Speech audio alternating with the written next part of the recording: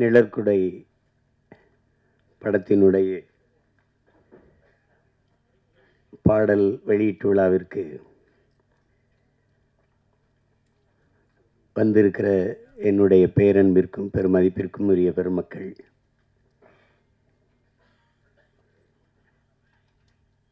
இந்த நிகழ்வை உலகெங்கும் வாழுகிற உறவுகளுக்கு கொண்டு போய் சேர்க்க இருக்கிற அச்சு ஊடக, காட்சி ஊடக என் அன்பு உறவுகள், இவ்வளவு நேராகியும் இன்னும் அரங்கை நிறைத்து அமர்ந்திருக்கிற என் அன்பிற்கினிய சொந்தங்கள் அனைவருக்கும் என்னுடைய அன்பும் வணக்கமும். இங்கே எல்லாரும் குறிப்பிடும்போது நான் வந்து ரொம்ப நேரம் காத்திருக்கிறேன்னு இல்லை. இந்த நிகழ்வு எங்கள் குடும்ப நிகழ்வு. நீங்கள்லாம் வந்து இந்த நிகழ்வில் இவ்வளோ நேரம் பங்கேற்று காத்திருக்கிறதுக்கு நான் தான் உங்கள் எல்லாருக்கும் அன்பையும் நன்றியும் சொல்ல கடமைப்பட்டிருக்கிறேன். வரும்போது என்னை வரவேற்க கூட தேவயானி அவர்கள் சொன்னாங்க, நீங்கள் வந்ததுக்கு ரொம்ப நன்றின்னு. இல்லை, எங்கள் படத்தில் நீங்கள் நடித்ததுக்கு ரொம்ப நன்றின்னு நான் சொன்னேன். ஏன்னா இது நாங்களோட குடும்ப படம்னு நினச்சி, எங்கள் குடும்ப படம்னு.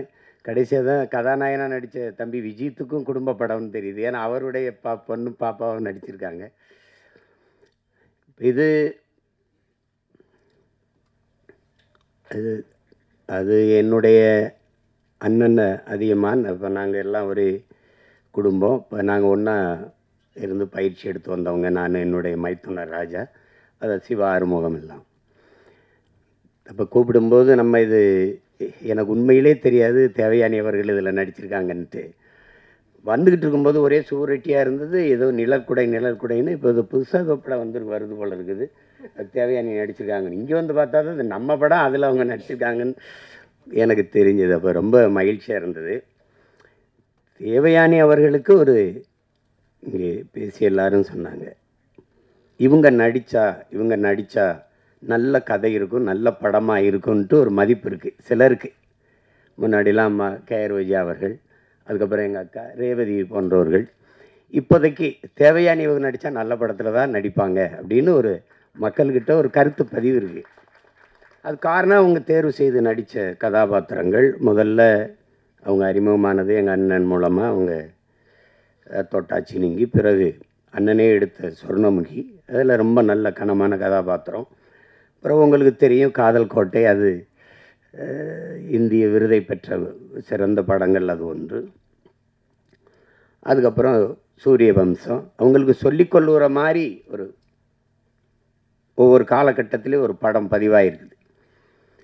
அவங்க எந்த காலத்துலேயும் தன்னுடைய பேரை கெடுத்துக்கல. ஏதோ காசுக்காக ஏதோ வந்த கதையெல்லாம் ஒத்துக்கிட்டு நடித்தோம் அப்படின்னு இல்லாமல், அந்த நற்பெயர் தான் அவங்கள 30 வருஷம் கழித்து மறுபடியும் ஒரு கதாநாயகியாக நடிக்கிற அளவுக்கு உயர்த்தியிருக்குன்னா அது காரணம் அதுதான். அது எல்லாருக்கும் வாய்க்கப்பெறாது. அவங்களுக்கு வாய்க்கப்பெற்றிருக்கிறது. அது ஒரு பெரிய பெருமைக்குரிய நிகழ்வு. இங்கே பல மேதைகள் எல்லாருமே என்னுடைய அன்பு உறவுகள். என்னுடைய அண்ணன் மனோஜ்குமார், என்னுடைய சியான், நாங்கள் சியான் தான் பேசிப்போம், ராஜ்கபூர் அவர்கள். அதுக்கப்புறம் என்னுடைய அன்பு தம்பி சுரேஷ் காமாட்சி, என்னுடைய அண்ணன் செல்வமணி அவர்கள். நாங்கள் ஒரே பல்கலைக்கழகத்தின் மாணவர்கள். எங்கள் அப்பா மணிவண்ணன்ட்ட. ஆமாம், எனக்கு மூத்தவர் எங்கள் அண்ணன். நான் வந்து இந்த அரசியலுக்கு வர்றதுக்கு முன்னாடி எங்கள் அப்பாட்ட உதவி இயக்குனராக இருந்து பணி செஞ்சேன். அப்போ இந்த அரசியலுக்கு தள்ளப்பட்டு தான் சொல்லணும். செய்யும்போது எனக்கு எல்லாரும் இல்லை. அப்போ எங்கள் அப்பா வந்து என்னை தன் பையன் நினைக்காம என்னை கூட வந்து நின்று எனக்கு தோள் கொடுத்துட்டாரு, மணிவண்ணன் அப்பா. அப்போ எங்கள் அண்ணன்ட்ட பேசி, செல்வா, உனக்கு இளையவன், உனக்கு ஜூனியர்னு நினச்சி இது பண்ணிடுறாதரா செல்வா, இப்போதைக்கு நமக்கு அவன் தாண்டா இருக்கான், அவனை பிடிச்சி தாண்டா நம்ம ஏதாவது செஞ்சாகணும் நம்ம இனத்துக்கு, வா செல்வான்னு கூட்டிகிட்டு வந்தார். அப்போ நாங்கள்லாம் இது எப்படி சொல்கிறதுன்னா, குடும்ப உறவோட கொள்கை உறவாக இணைந்தவர்கள் நாங்கள் அண்ணன் தம்பிகள் எல்லாம். அப்படி என்னுடைய அண்ணன் சிவா எனக்கு ரொம்ப என் மேலே ரொம்ப அன்பு. எனக்கு இன்றைக்கி வரைக்கும் ஒரு குற்ற உணர்வு. நானும் எங்கள் அண்ணனும் இணைஞ்சு பணி செய்யும்போது அதை ஒரு சிறந்த படமாக, வெற்றி படமாக தர முடியல என்னால். அதுக்கு இன்றைக்கு வரைக்கும் எனக்கு ஒரு குற்ற உணர்வு இருக்குது. கதை சொல்லும்போது அவருக்கு தம்பிக்கு அடுத்த படம் பகலவன் தான் எடுக்கிறதா இருந்தது. அவருக்கும் அது விருப்பம். அப்போ எனக்கு அது விருப்பம். ஆனால் என்னுடைய தம்பி மாதவன் அதை ஒத்துக்கலை. அது காரணம் ரொம்ப கடினமாக இருந்துச்சு. அவர் தம்பி படத்தில் அவரை ரொம்ப நான் கஷ்டப்படுத்திட்டேன். கையெடுத்து கும்பிட்டா அப்படி மறுபடியுமா அண்ணா வேணாண்ணா அப்படின்னு ஒரு கொஞ்சம் இடைவெளி விடுங்கன்ட்டார். அப்புறம் இந்த கதையில் நடிக்கணுன்னாரு. நான் என்ன சரி எடுப்போன்னு எடுத்தேன். தமிழ்லே கொஞ்சம் உரையாடல் எழுதிட்டார். தம்பியில் ஒரு 90 விழுக்காடு தமிழில் இருந்தது. அது வெற்றி அடைஞ்சிருச்சு. அப்புறம் இதில் முழுக்க தமிழ்லே உரையாடல் எழுதுனேன். அதில் என்ன பார்த்தீங்கன்னா, I love you I love you என்று வர வேண்டிய இடங்களிலெல்லாம் நேசிக்கிறேன் நேசிக்கிறேன் என்று வருவது நெருடலாக இருக்கிறது என்று விமர்சனம் எழுதியிருந்தாங்க. எனக்கு என்ன செய்யணும் தெரியல. என்னுடைய அண்ணன் காசி ஆனந்தன், அவர் உணர்ச்சி பாவலர், ஈழத்து பாவேந்தன், அவர்கிட்ட போய் பேசிக்கிட்டே இருந்தேன். அவர்கிட்ட சொன்னேன், வருத்தமாக இப்படி எழுதியிருக்காங்கன்னு. அன்பை கூட தாய்மொழியில் பரிமாற தெரியாத ஒரு இனம் இருந்தால் என்ன, செத்தா என்ன போடா அப்படின்ட்டாரு.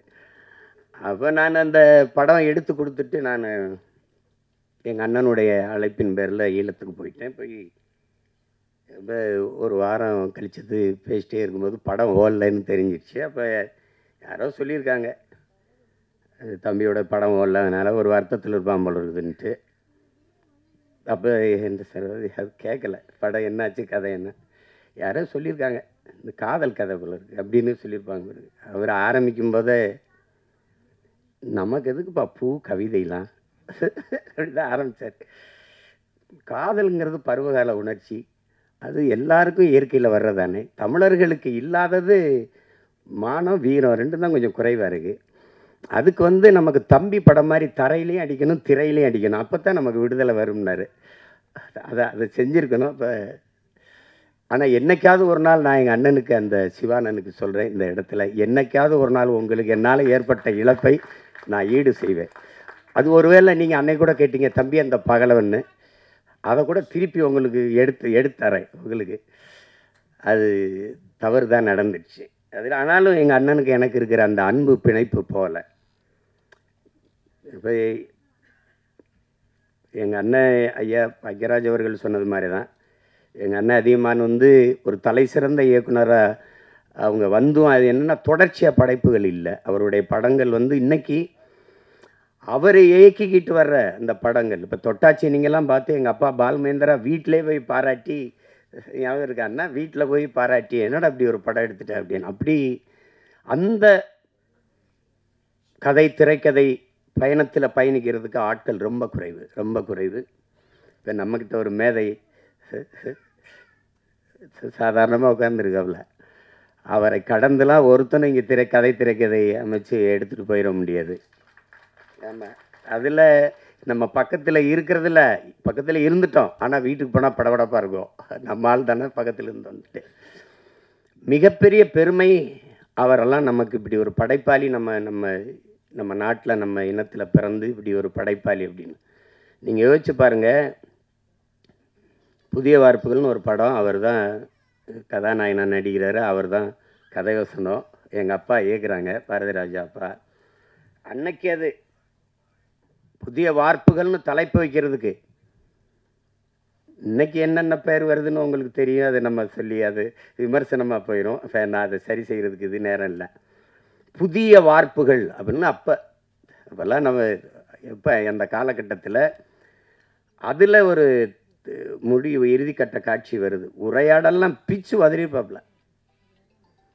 ஒரு அந்த விதவை பெண்ணு, அந்த பெண்ணு பூ விற்கும், வாத்தியார் கதாபாத்திரம், அவங்க ரதி, அவங்க பூ அந்த வாத்தியார்கிட்ட இவங்ககிட்ட சொல்லுவாங்க, வாத்தியார இந்த பூ பறிச்சாத்தான் வாடி போகும், இல்லை செடியில் விட்டாலும் வாடி போயிடும் அப்படின்லாம் இருக்கும். அப்போ இதயம் குங்குமம் இந்த பத்திரிகையெல்லாம் ரொம்ப புகழ் பெற்றது இந்த இதழ்கள். அப்போ நீ இதயம் கொடுத்தாதான் வாத்தியார் குங்குமம் தருவாரா அப்படிலாம் அந்த ஐயோ, அதெல்லாம் ஒரு ஒரு அதிமேதைகளினுடைய கூடல் அது. அதில் ஒரு அண்ணன் கவுண்டமணிக்கு கதாநாயகியை கட்டி வச்சிடுறாங்க. அந்த வில்லன் கதாபாத்திரம் அந்த கட்டி வச்சிடறாரு ஜி சீனிவாசன் ஐயா. அப்போ ஆனால் இவங்க வாத்தியாரும் ஒரு காதல் இருக்குது. அப்போ ஊரை விட்டு ஓடும்போது அந்த விதவை பெண், அந்த பூக்காரி, இவர் இந்த காஜா ஷெரீஃப் எல்லாம் ஓடும்போது இந்த இந்த காதலர்கள் சேர்றதுக்கு ஒரு இடையூறாக ஒன்று இருக்குது. ஆனால் அவர் கட்டின தாலி இது ஒரு இந்த கலாச்சாரம் தாலிக்கு இந்த சமூகம் ரொம்ப முன்னுரிமை கொடுக்குது. அப்படியே பார்த்துட்டு டப்புன்னு அந்த தாலியை அறுத்துட்டு அவரே அறுத்துடுறாரு. கட்டின தாலி அவரே அறுத்துட்டு 2 பேரையும் சேர விடுறார். கையை பிடிக்கிறாங்க. அந்த விதவை பெண்ணு நிற்கிது, அந்த பூ வித்த பெண்ணு. அதை கையை பிடிச்சிட்டு இப்படி போகும்போது புதிய வார்ப்புகள்னு போடுறாப்புல ஒரு எழுத்தாளர், ஒரு எழுத்தாளர். கொஞ்ச நாள் கழித்து அப்புறம் அவரே கதை திரைக்கதை நடித்து அந்தைய நாட்கள்னு ஒரு படம் வருது. அதில் இவர் காதலித்த பெண்ணு அது அண்ணன் ராஜேஷை திருமணம் பண்ணி போயிடுறாங்க. கல்யாணம் ஆயிடுது. அது அப்போ வந்து அவர் சேர்த்து வைக்க போராடி கடைசியாக உச்சக்கட்ட காட்சி வந்துடுது. 2 பேரும் இருக்கும்போது அவர் வந்து அந்த மருத்துவர் கதாபாத்திரம் வந்து இந்த காதலன்ட்ட சேர்த்து விடுறதுக்கு இது பண்ணுறாப்புல. இப்போ நம்மளால் ஒரு ஹார்மோனிய பெட்டி வச்சுக்கிட்டு இந்த ஹரவர மலையாளத்தில் இதே டாக்டரே அது நீங்கள் புதிய நவீன 21ஆம் நூற்றாண்டு ஆள் தானே, 20ஆம் நூற்றாண்டு இல்லையா, 20ஆம் நூற்றாண்டு ஆள் தானே. தாலி அறுத்தடு எந்த காதலி உங்களுக்கு மனைவியாக வரும், ஆனால் உண்ட காதலி எனக்கு உன்ன மனைவி எனக்கு காதலியாக வராது. அப்போ அந்த அந்த அந்த தாலியை அறுத்து எடும் அப்படின்னோடனே அப்படியே போய் அறுத்து எடுக்க முடியாது. அந்த பெண்ணு தாலி அறுத்துட்டு வர முடியாது. இது கையெடுத்துட்டு பட்டினா இதே மண்ணின் கலாச்சாரம் பண்பாடுன்னு பேசி பட் இந்த கிளைமேக்ஸ் ஓல்டு பட் கோல்டுன்ட்டு போயிடுவாப்புல. இதை யோசிச்சு பாருங்கள். உலகத்தில் ஒரே ஆள் தான் தாலி அறுத்துட்டு போய் வாழ்ன்னு சொன்னால் அதே ஆள் தான் தாலி அக்காம வாழ். இதுதான் கலாச்சாரம் சொன்னது ஒரே எழுத்தாளன் தான். உலகத்தில் இப்படி ஒரு ரைட்டர் எழுத்தாளர் இருக்கவே முடியாது. ஒரே எழுத்தாளர் இப்படியும் எழுதி நம்ப வைக்க முடியும். இப்படி எழுதணும்னா எழுத்தின் வன்மை, எழுத்தின் அழுத்தம் அப்படின்னு சொல்லாமடா. பொய்யை உண்மையில்லை, பொய் சாட்சியிலே நடித்தவர் தானே அவர். சாதாரண உட்காந்துருக்காப்புல. எங்கள் அப்பாவுக்கு ஒரு கிளைமேக்ஸு, எங்கள் அப்பாவுக்கு எழுதி கொடுத்தது வேறு கைதின் டைரியில், அதுதான் ஆட்சிராஜ்தானில் வந்தது. அவர் திமுறா நீ என்ன ராஜு நான் எழுது நானாக ஒன்று எடுப்பேனே அது அப்போ செய்வார். அதில் எல்லோரும் நானும் அவர்கிட்ட எழுத்தாளராக வேலை செஞ்சுருக்கேன். எல்லாம் என்ன பண்ணுவார் எங்கள் அப்பான்னு தெரியும். அதில் அவர் வந்து சிவாஜி சத்ரபதி சிவாஜி வேடத்தை போட்டு நிறுத்திட்டாப்புல. சரி அதுவும் ஓடிடுச்சு. ஏன்னா அது வரைக்கும் நான் திரைக்கதையை பிச்சு உதறிட்டாப்புல. அப்புறம் இது இல்லை வேறு கிளைமேக்ஸ், நான் எழுதி கொடுத்த கிளைமேக்ஸை நான் எடுக்கிறேன் அந்த காட்சியின் போய் அப்போ அமிதாப் பச்சன் சிறிதை வச்சு ஆக்டிராஸ் தட்டா அதுவும் வென்றுட்டாப்புல. இப்படி ஒரு எழுத்தாளர் வந்து அதுக்கு ஒன்றும் நிகர் இல்லை.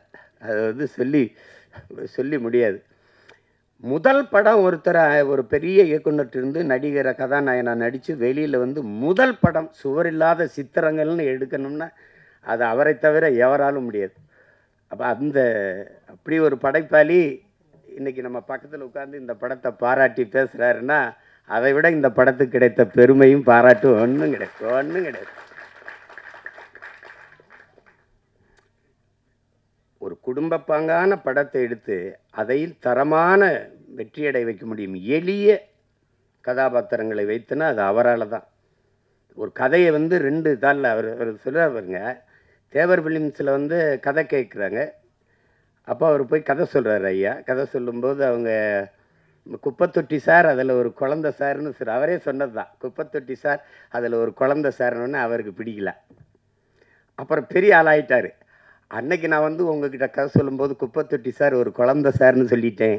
ஆனால் இன்றைக்கி வந்து சொன்னால் குப்பத்தொட்டி சார் அதில் ஒரு குரங்கு சார்னு சொல்லியிருப்பேன் அப்படின்னு சொல்லி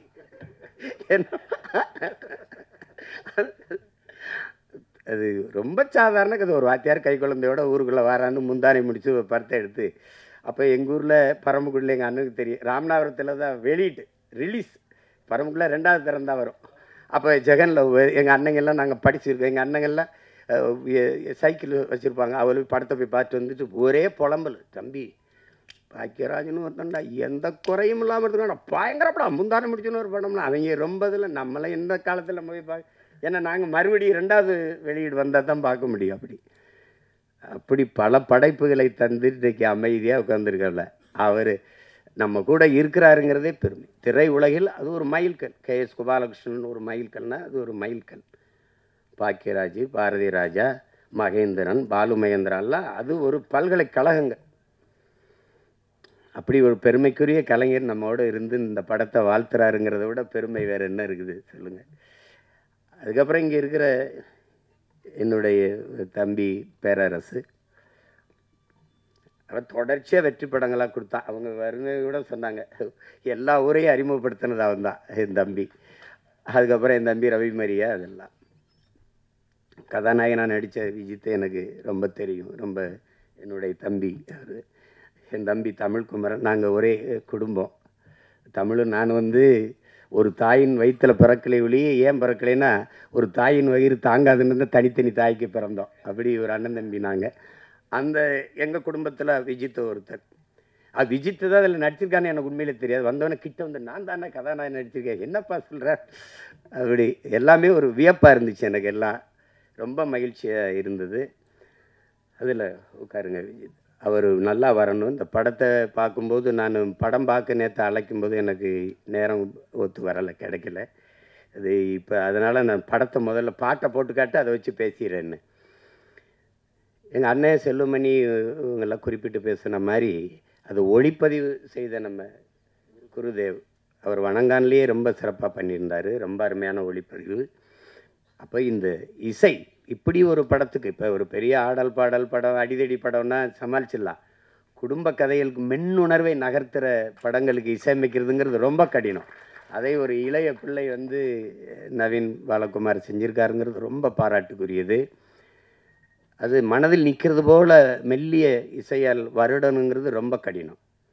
இசைங்கிறது இப்போ ஒலிகளின் குவியல் தான். இந்த ஒலி செவியில் போய் நின்றுச்சுன்னா அது இல்லை, அது உள்ளே போய் இதயத்தை வருடிருச்சுன்னா அது இசை ஆயிடுது. அப்படி ஒரு இசையை தந்த ஒரு இளவல், அவருக்கு என்னுடைய அன்பும் வாழ்த்துக்களும். பாடல் வரிகளை தந்த அவங்க ஒரு பெண்மகள், ரொம்ப நாளைக்கு அப்புறம் ஒரு பெண் கவிஞராக வர்றதை நம்ம பார்க்கும்போது ரொம்ப பெருமையாக இருக்குது. அது உங்களுக்கு பெரிய இடம் காத்திருக்குது. நல்ல வரிகளை அழகாக எங்கள் அண்ணன் அவ்வளவையும் நினைவில் வச்சு எங்கள் அண்ணன் மனோஜ்குமார் அவர்கள் சொல்லிட்டாங்க. ஆமாம், நரேன் பாலகுமார், அதை சொன்னேன். நரேன் பாலகுமார் அவர்கள் நல்லா செஞ்சுருக்கீங்க. வாழ்த்துக்கள் வாழ்த்துக்கள். நாங்கள்லாம் திரையுலகிலேருந்து வந்திருக்கோம். எங்களுடைய மேட்டூர் சட்டமன்ற உறுப்பினர் அவர் எங்களுடைய அன்புக்காக இந்த விழாவுக்கு வந்திருக்கிறார். அப்புறம் கதாநாயக நடித்த கண்மணி அவர்கள், அவங்களுக்கு நல்ல வாய்ப்பு இந்த படத்தில். விஜித்தும் அவருடைய பங்களிப்பும் பெருமைக்குரியது. இது எல்லாத்தையும் விட மிகுந்த பாராட்டுக்கும் நன்றிக்கும் உரியவர். இதை மக்களிடத்தில் கொண்டு போய் சேர்க்கிற பெரும் பணியை செய்ய இருக்கிற என் அன்பிற்குரிய தம்பி யுவராஜ் அவர்கள் தான். அவருக்கு தான் இது ரொம்ப, உங்களுக்கு தான் என்னுடைய நன்றியும் அன்பும் வாழ்த்துக்கள். உறுதியாக வெல்லும் படம் வெல்லுதில் பெரிய படம் சின்ன படம்லாம் ஒன்றும் இல்லை. அண்மையில் நான் கோர்ட்டுன்னு ஒரு படம், தெலுங்கு படம், அது இரவில் ரொம்ப நேரம் கொஞ்சம் மண்டை அழுத்தமாக இருந்தால் தூக்கம் வரலைன்னு கொஞ்சம் பார்ப்பேன். ஒரு யாராவது சொல்லி அண்ணன் இந்த படத்தை பாருங்கன்னா கொஞ்சம் பார்த்து தூங்குறது. ஆனால் அந்த படத்தை போட்டேன், தூங்கவே முடியல. கோர்ட்டுன்னு ஒரு படம், இது தமிழ் பதிப்பு பார்த்தேன். சின்ன படம் 6 கோடிக்கு எடுத்தாங்களாம். நான் பார்க்குற போது எனக்கு சொன்னாங்க 60 கோடி வசூலிச்சிருக்குண்ணே அப்படின்ட்டு. அப்போ இவங்க சொன்ன மாதிரி பெரிய படம் சின்ன படம்லாம் ஒன்றும் அளவு இல்லை. ஓடுற படம் ஓடாத படம் தான். இப்போ என்னுடைய தம்பி நம்ம ஜேஎஸ்கே எடுத்திருக்க ஃபயர்னு ஒரு படம், அன்றைக்கி எங்கள் அண்ணங்கள்லாம் சொன்னாங்கன்னு பார்த்தேன். ரொம்ப குறைந்த முதலீடு, ரொம்ப நல்ல லாபம் அடைஞ்சிருச்சு. அதனால் மிகப்பெரிய நட்சத்திரங்கள் நடித்த படமும் தோற்றுருக்குது. சாதாரண படங்கள்லாம் வென்றுருக்குது. அதனால் நம்ம படம் வெல்லும், நீங்கள் ஒன்றும் யோசிக்காதீங்க. திரையரங்கில் சின்ன படத்துக்கு முக்கியத்துவம் கொடுக்கணும் அப்படின்னு. இன்றைக்கி சூழல் சரியில்லை, நமக்கு ஒரு சூழல் வருது. அதனால் இருங்க, பெரிய பெரிய வளாகங்களில் சின்ன படங்களுக்கு முன்னுரிமை கொடுக்கணும்னு சட்டம் வரும். அது வரும், காலம் வரும் என்று நம்ம காத்திருக்கிறது இல்லை. நமக்கான காலத்தை நாம் உருவாக்கணும். அப்படி ஒரு காலத்தை உருவாக்கிக்கிட்டு இருக்கோம். இங்கே சொன்னால் இந்த மேலே 90க்கு போயிடணும் அப்படின்னா இல்லை, 2026லேயே நம்ம அந்த 90 காலத்தை மறுபடியும் உருவாக்க முடியும். அதெல்லாம் ஒன்றும் அவ்வளோதான்லாம் எதுவும் கிடையாது, எதுவும் முற்று கிடையாது. ஒரு வாக்கியம் முற்று பெறும்போது இன்னொரு வாக்கியம் தொடங்குது. இங்கே புள்ளி வச்சா இன்னொரு வாக்கியம் தொடங்குது. அதனால் அதெல்லாம் நினச்சி இது பண்ணிடாதீங்க. இது நாங்கள்லாம் திரைத்துறையை எப்படி சொல்கிறது, உயிரை விட மேகலாம் நேசித்தவங்க நாங்கள்லாம். படுக்க இடம் இல்லாமல் ஏவிஎம் சுடுகாட்டில் படுத்து கிடந்தவங்கன்னா அப்போ எவ்வளோ காதலிச்சிருக்கோம்னு பாருங்கள். பல இரவுகள் பட்டினி கிடந்திருக்கோம், பல இரவுகள். அவ்வளவு அன்பு காதல் இந்த திரைத்துறை மேலே. அப்போ இது அவள் அழிய விட்டுற முடியாது. ஆனால் எங்கள் அண்ணன் செல்வமணி அவர்கள் நான் ஒரு மேடையில் பேசுனது தான் சொல்கிறாங்க, குறிப்பிடுறாங்க. இங்கே விவசாயியும் திரைப்பட தயாரிப்பாளரும் ஒரே நிலையில் நிற்கிறாங்க. அவங்க வச்ச அவங்க தயாரித்த பொருளுக்கான விலையை அவங்க தீர்மானிக்க முடியலை. தீர்மானிக்கிற காலத்தை நாம் உருவாக்கணும். அப்போ தான் வேளாண்மை செழிக்கும், திரைக்கலையும் செழிக்கும். அது காரணம் ஒற்றுமை இல்லாததுனால தான். இன்றைக்கி எழுத்தாளர் சங்கத்தில் நம்ம ஐயாவும் தொழிலாளர் சங்கத்தில் எங்கள் அண்ணன் போன்ற தளபதிகள் இருக்கிறதுனால ஒரு பாதுகாப்பு இருக்குது. பத்தலை. எல்லாத்தையும் சரி செய்ய நினைக்கிறோம். இதை சரி செய்யாமல் விட்டுருவோமா என்ன? அதுக்கு ஒரு காலம் வரும். ஆனால் இதில் என்னுடைய மைத்துனர் சிவா ஆறுமுகம், அவர் ராஜான்னு நாங்கள் அழைப்போம். அவருடைய செல்லமாக அழைக்கிற பேர். நாங்கள் ஒரே குடும்பமாக வந்தவர், கடுமையான உழைப்பாளி. என்ன இருந்தாலும் அந்த நேசித்து வந்த திரைத்துறையை விட்டு வெளியேறலை. அது ஒரு பெரிய அதுக்கு அவருக்கு பெரிய பாராட்டு. சிலர் விட்டுட்டு போயிடுவாங்க, ஆனால் விடலை. அப்போ படம் எடுக்க ஆள் இல்லை, சரி நம்மளே எடுப்போம். அதெல்லாம் அது ஒரு போர் தான். அது அப்படி தான் சொல்லணும். அது ஒரு தவம்னு தான் சொல்லணும். புலம்பிக்கிட்டு நிற்கலை, யாரும் வரல, யாரும் எடுக்கலை, இது அப்படிலாம் இல்லை. அதுக்காக அவர் துணிஞ்சு தயாரித்ததுக்கு, அதை துணிஞ்சு நாம் வெளியிடணும். வந்த யுவராஜுக்கு 2 பேருக்கு என்னுடைய பாராட்டுகள். நான் என் மைத்துனர் சொல்லுவேன், இயக்குனர் சிவா ஆறுமுகத்தோட தயாரிப்பாளர் சிவா ஆறுமுகத்துக்கு தான் என்னுடைய பாராட்டுகள். அதுதான் ரொம்ப ரொம்ப பெருமைக்குரியது. அப்போ இங்கே எது ஒன்று எளிதாக கிடச்சிருக்கு, ஒன்றும் வந்தவொன்னே யாருக்கும் வந்தது இல்லை. ஒன்று தான், எவ்வளவுதான் திறமை இருந்தாலும் வாய்ப்பு இல்லை என்றால் அது பயனற்று போகும். இங்கே நிறைய திறமையான கலைஞர்கள் வாய்ப்பின்றி இருக்கிறாங்க. அதில் இன்றைக்கி புதியவர்களை, தம்பி விஜித்தை, கண்மணி போன்றவர்களை, 2 அன்பு செல்வங்களை எல்லாம் பார்க்கும்போது ரொம்ப தேவயானி அவர்களே வியந்து பாராட்டுறாங்க. அந்த குழந்தையை அவ்வளவு அருமையாக நடித்து என்னுடைய கைக்குட்டை ராணியிலே நான் நடிக்க வச்சேன் அப்படின்னா அதெல்லாம் பெரிய வியப்பாக இருக்குது. அப்படிலாம் நினைக்கும்போது இந்த விழாவில் பங்கேற்றதில் எனக்கு பெரிய மகிழ்வு, மன நிறைவும் இருக்குது. தேவயானி அவர்களை நாங்கள் திரைப்பட நடிகையாக பார்க்க முடியாது. எங்கள் வீட்டு மருமகள், எங்கள் வீட்டு பெண், அப்படி தான் நாங்கள் பார்ப்போம். எங்கள் குடும்பத்தில் ஒருத்தராக தான் பார்ப்போம். அதே மாதிரி எங்கள் அண்ணன் பொண்ணு வனிதா வந்திருக்காங்க. வனிதாட்ட எனக்கு பிடிச்சது அந்த துணிவு, நினைக்கிறது செய்யணும்.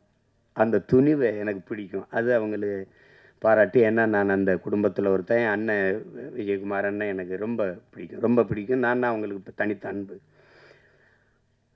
அதில் படத்தொகுப்பாளர், கலை இயக்குனர் விஜயானந்த், படத்தொகுப்பாளர் எல்லாருக்குமே என்னுடைய அன்பும் பாராட்டுகளும். எல்லாரையும் சொல்லிட்டேன்னு நினைக்கிறேன், ஏறக்குறைய ஏதாவது சொல்லிட்டேன். தர்ஷன் வாங்க மாப்பிள்ள. இவர் என் மைத்தனுடைய மகன் தர்ஷன் சிவா. இவர் அறிமுகம் செஞ்சுருக்காரு. ஆனால் அந்த படத்தில் பார்த்ததுக்கு இதுக்கு நேர வித்தியாசம் இருக்குது. காரணம் அதில் ஒரு பெரிய மீசையை வச்சு பண்ணுறாரு. அதனால் இவரை அறிமுகம் செய்வதில் நான் ரொம்ப பெருமை அடைகிறேன். எல்லாரும் அமருங்க. வாழ்த்துக்கள் உங்களுக்கு. எல்லாரும் இப்படி வந்தவங்க தான். ஒரு தொடங்குதல் எளிது யாருக்கும், அதை தொடர்வது தான் கடினம். தொடர்ந்து அதே தவத்தில் இருந்தால் யாரும் வெல்ல முடியும். அப்படிப்பட்ட கலைஞர்கள் இங்கே நிறைய அப்படி வென்றிருக்காங்க. இன்னைக்கு வரைக்கும் நான் சொல்லுவேன். இன்னைக்கு அப்போ நான் நேரில் ஐயா ரஜினிகாந்த் அவர்களை பார்த்தேன். தூரத்தெல்லாம் பார்த்துருக்கோம். அப்போ நேரில் 2.25 மணி நேரம் 2.5 மணி நேரம் போயிட்டு இருந்தோம். அவருக்கு இருக்கிற இந்த ஆர்வம், இவ்வளோ படம் நடித்து இவ்வளோ சாதித்த பிறகும் புதிதாக ஒன்றை தெரிந்து கொள்றதில் அவருக்கு இருக்க ஆர்வத்தை பார்க்கும்போது இவர் ஏன் ஜெயிக்க மாட்டார் அப்படின்னு நமக்கு தோணுது. என்னை ஈர்க்க வச்சுட்டு சிமத்தில் வந்துடுறேன் அப்படின்னு போகும்போது அதே அந்த படத்தில் பார்க்குற மாதிரி அதே வேகம் நடை, அதே வேகம் இது பார்க்கும்போது இவ்வளவு சுறுசுறுப்பாக இருக்கு. அவர் சோம்பேறிகளை கூட அவர் இயங்கிறத பார்த்தா இயங்கிடுவான். அப்படி ஒரு இது அது.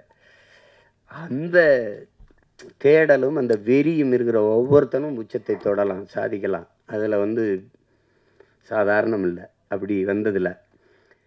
அதில் இவ்வளோ பேர் இந்த படைப்பில் பங்கேற்றிருக்காங்க. குறிப்பாக இதுக்கு பிதாமகனாக இருந்து பீசுமராக இருந்து வாழ்த்திக்கிட்டு இருக்கிறது எங்கள் அண்ணன் அதியமான்.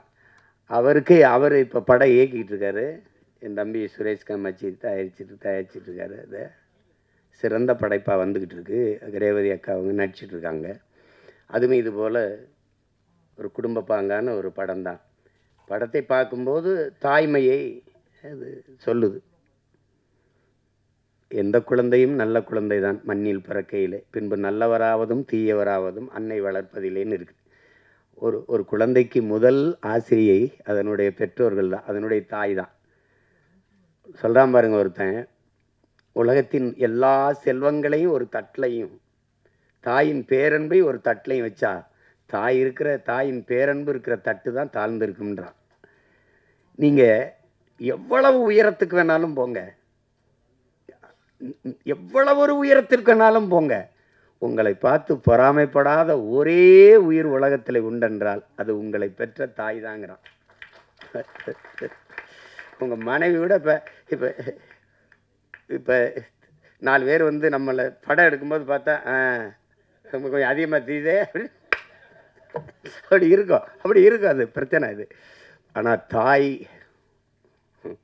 இல்லைன்னா நபிகள் சொல்லுவாரா, சொர்க்கத்தை எங்கேடா தேடிட்டு இருக்க, அது உன் தாயின் காலடியில் இருக்குடாங்கிறார். ஆபிரகாம்லிங்கன் சொல்கிறான், நான் இதுவரை பெற்ற எல்லா புகழுக்கும் இனிமேல் பெறப்போகிற புகழுக்கும் என்னை பெற்ற தாய்தான் காரணம்ங்கிறான். அது ஒன்றும் சொல்கிறதுக்கு இல்லை.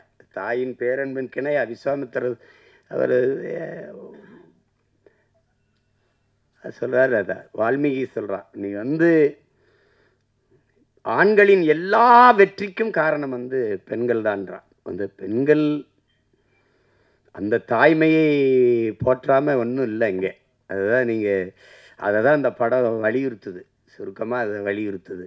அந்த தாய்மையை தாங்கி நிற்கிற தகுதி அந்த கதாபாத்திரத்தை ஏற்றிருக்கிற நம்ம தேவயானி அவர்களுக்கு இருக்குது. ஐயா பாக்கியராஜ் அவர்கள் சொன்னது மாதிரி நிழற்குடையே, இந்த படத்தின் நிழற்குடையே அவங்க தான்.